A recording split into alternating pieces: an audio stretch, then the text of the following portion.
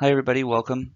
My name is Keith, and I am the creator and operator of the Anxious Mammal website, which is a free resource website for trauma, anxiety, ADHD, and continuing to expand into sound therapy, vibroacoustics, OCD, and things like that. A lot of stuff in the works. So this is a multi-part series that is focusing completely on trauma.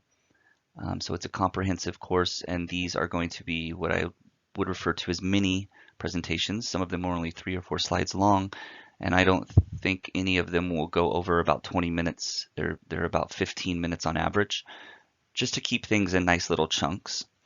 This first presentation is going to be a little bit dry for many, but it's important because we need to make sure that we are clear on the definition and understanding of what trauma is and the various types of diagnoses that exist according to the DSM, which is what practitioners use to technically identify and diagnose various mental disorders. So we are going to start with that, and then we'll expand into what may be the more interesting stuff for not only just the average everyday person who might want to watch this to learn more about trauma, but also for the practitioners. This one's going to be a little bit bland for you guys, but hang in there, or skip to the next one if you want to.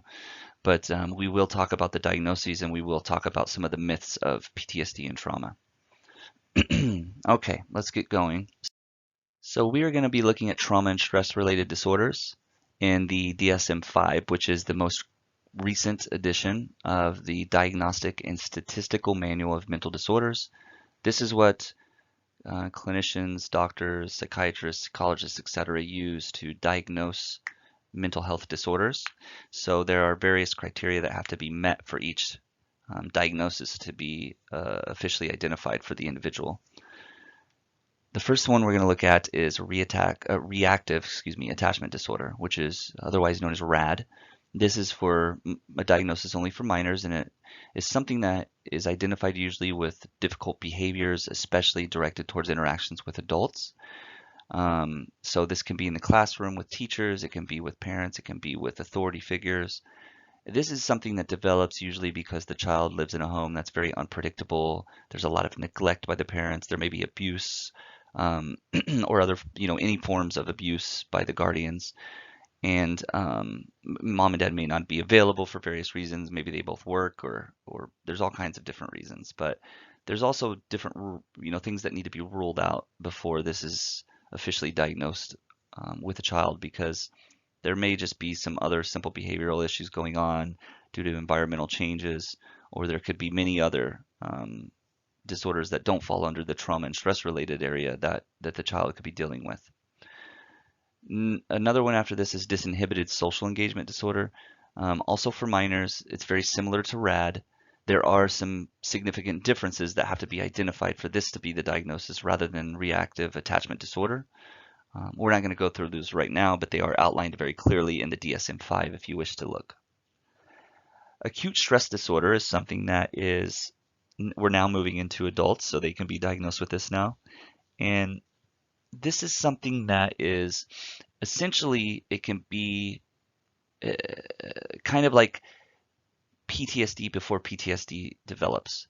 So this is someone having that exposure to serious threat or death or injury, just like PTSD identifies.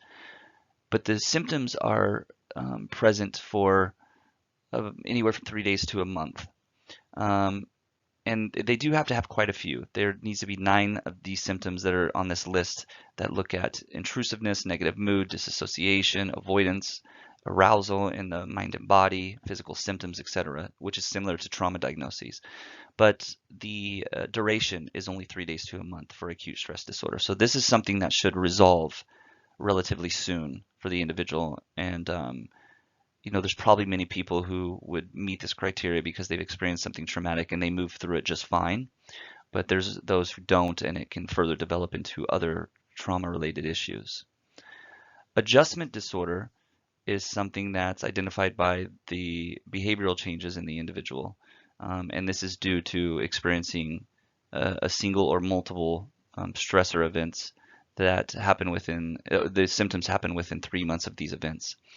Um, this is identified mainly because the individual has a response or a reaction level of stress um, in response to the event that just seems disproportionate. It doesn't seem like what you would expect. It seems over the top or over responding. But it causes significant impairment at work, at school, relationships, in the home, etc. There's also various specifiers, so like adjustment disorder with depressed mood, with psychosis, etc., that can be attached to this to expand the, not make it more broad, but to make it more individualized for what the person may be dealing with. And then we have other specified trauma and stress-related disorder. This is something that is used if the individual is not meeting the criteria specifically for any of the other diagnoses, but they obviously have something going on that is outside of normal stress, normal behavioral issues, normal mental health issues, and it needs to be addressed. And so this can be used in order to often to qualify the individual for treatment or medication if they wish to seek that. So moving forward, we're going to focus on the main one, which is post-traumatic stress disorder.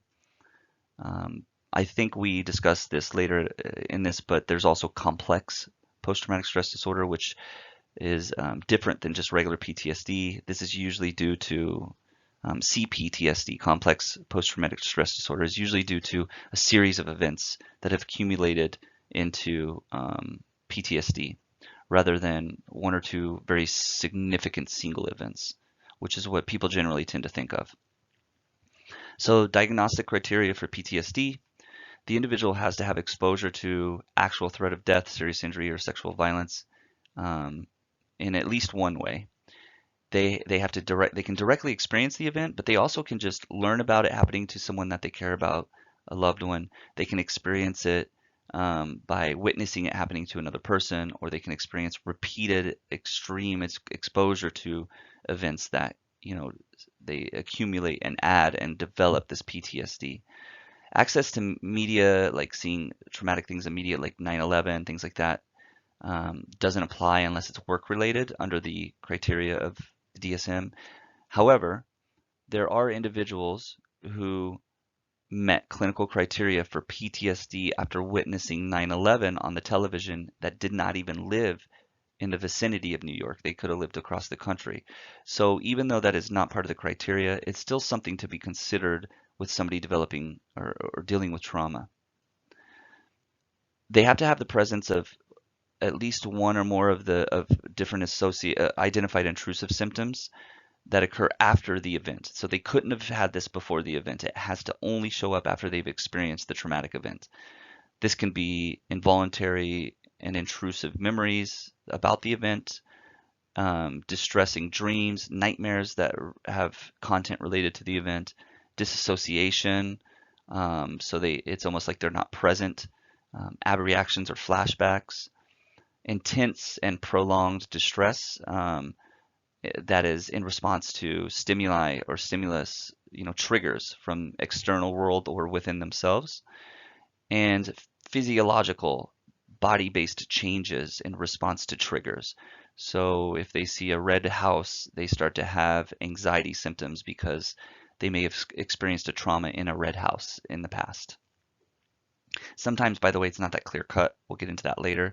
It doesn't have to be a red house because they had trauma in a red house. They could have had an individual who assaulted them that was wearing a red shirt, and then a red house can trigger them. The color, there's multiple sensations that can attach to trigger trauma, which we talk about later.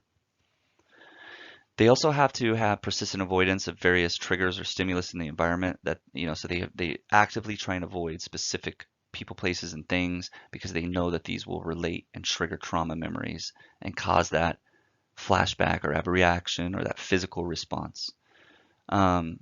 So they not only do they try and avoid distressing thoughts and feelings and memories, by numbing or disassociating or isolating or other coping skills, but they also avoid people, places, and things and external reminders as well. The duration has to be more than a month. So you'll notice acute stress disorder was 3 days to a month. PTSD is a month or more. So again, acute stress disorder can essentially develop into PTSD if the individual continues to experience these symptoms past that 1 month period, which we consider not the norm of what somebody should be experiencing for that timeline. And the symptoms have to be clinically significant, and they have to cause issues in multiple areas of life, not just one. So in social and occupational, in work, at school, etc. Um, Furthermore, the negative beliefs, cognitions, the negative moods that arise because of the experience of the traumatic event, they have to begin after the event, or at least they have to worsen. And this is evidenced when outlined in the DSM. It's evidenced by 2 or more of the lists that you see here below, which is difficulty remembering important events, and it can't be due to substance use or traumatic brain injury or anything else.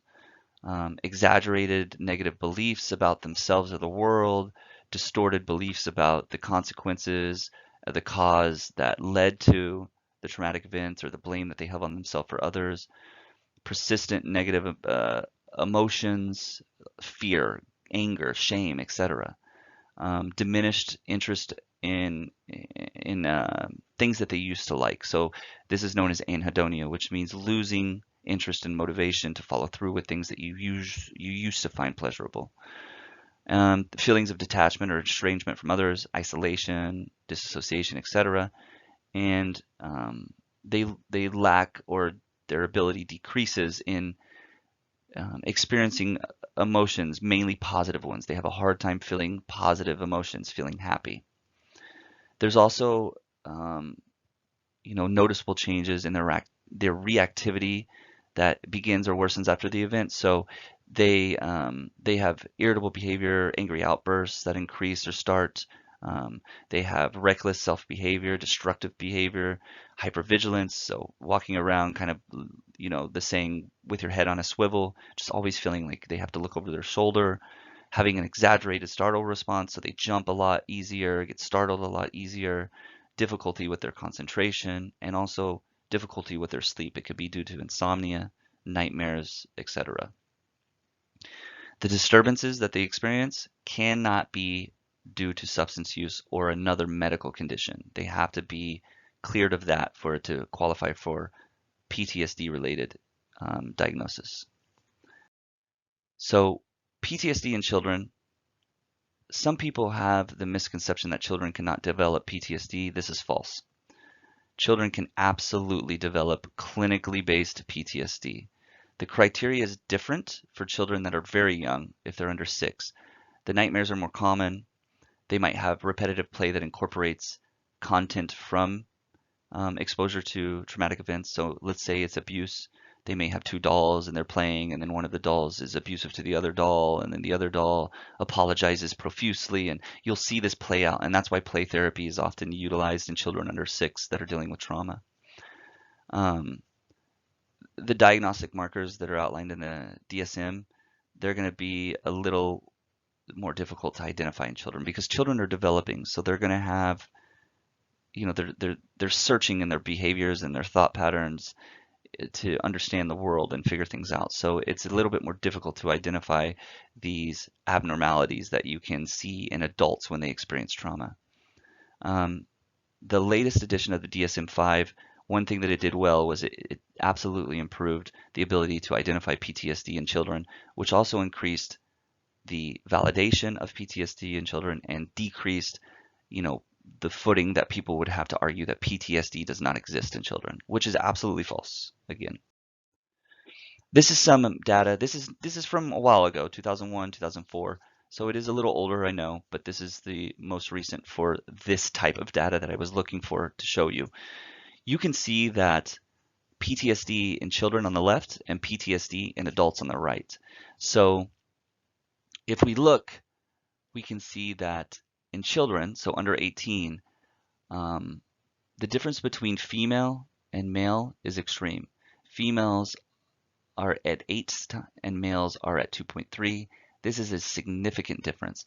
And you can see that the PTSD increases as they get a little bit older. Now, this may be partly due to difficulty diagnosing PTSD because this data is going to be based on the DSM-4, which was not as clear in identifying PTSD in children. So take this with, as they say, a grain of salt, and understand that these differences may be a little bit more extreme because of that diagnostic criteria in the DSM-4 compared to the 5.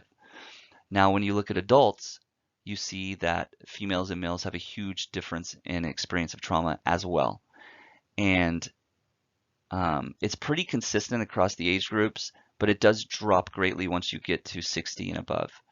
Again, these are based off the DSM-4. There was not too many changes as far as the adult population in diagnosis, so I'm not too concerned about how that plays into this, but it is something to keep in consideration. But as children, as adults, women are much more likely to develop PTSD and much more likely to experience traumatic events, especially when you're looking at assault and sexual assault. Post-traumatic stress disorder has many misconceptions, so let's just go over a small handful of these. PTSD is mainly a diagnosis for military. False. It was previously called shell shock and war neuroses, but sexual assault, childhood trauma, etc. can cause PTSD. Women are twice as likely to suffer PTSD than men, and that is the most recent statistics from 2021. 70% of Americans will experience a major traumatic event in their life. 20% will develop PTSD. It is not a small issue. It is a big one, and it is not just military. PTSD develops immediately after significant traumatic events. False. Signs of PTSD can appear immediately, but a lot of times it can take years to develop symptoms of PTSD. So it can show up later in life. You can have trauma as a 5-year-old and develop PTSD as a 45 or a 50-year-old. PTSD is a sign of weakness or low resiliency. That's not true. Everyone has a window of tolerance, and they can deal with things within that window of tolerance. And when it goes too high or too low, it falls outside of that window of tolerance, and that's where symptoms occur. These windows of tolerance are bigger or smaller dependent on the person's life experiences, biological markers, etc. So if they are exposed to poverty, high adversity, things like that in childhood, their window of tolerance may be smaller. It could also be bigger depending on the guidance that they have from parents and guardians. A person cannot choose their genetics. They cannot choose their environmental stressors. And these are the things that predict their future ability to deal with trauma-related issues and develop resiliency. So it is not a weakness. It is not a character flaw. It is a mental disorder, a brain-based disorder, a body-based disorder, and it is incredibly serious. PTSD is a permanent condition. Not true. There are plenty of people who are able to recover from PTSD and put symptoms in full remission, if not major remission, for the rest of their life. EMDR is a very researched and utilized treatment modality for PTSD, and there are case studies showing individuals who have been checked in with 5, 10, 20 years after receiving EMDR therapy, and they continue to have no symptoms of PTSD. There's a couple of really good case studies if you look at a book called Getting Past Your Past, and it's by Francine Shapiro, who's the creator of EMDR. And there's some really good case studies in there that make this point and show you that PTSD it can be similar to like cancer or HIV. The symptoms can be put into remission. Even though the illness is still there and may be there forever, the symptoms do not have to exist. PTSD symptoms are the same or similar in every case. Not true. A huge range of symptoms. Some people might have flashbacks, some people might not. Some people might have nightmares, some people might not. Some people may have more mental, mind-based struggles. Some people may have more body-based struggles. PTSD symptoms vary greatly across populations, across age, across gender, and just across humanity, period. Here's some of the references for you to look into some of the statistics for the PTSD myths that we mentioned. Here's the reference for the latest edition of the Diagnostic Manual, which you can see was released in 2017. And also for the NIMH website, this is a good source of information for understanding trauma. So next we will be moving into types of trauma for the next presentation. because we have things like environmental, vicarious, secondary, things like that. So that'll help us understand a little bit about what kind of traumas people can be exposed to and different populations like first responders or those who are living in poverty, how they have, or clinicians and professionals, there's specific types of trauma that they are prone to. So I hope that you'll join me. And again, if you have any questions, comments, concerns, or you feel that I shared anything where you noticed any discrepancies, I encourage you to please reach out. Um, I want to be able to receive that feedback so that I can continue to make changes as I move forward for you guys. Thank you.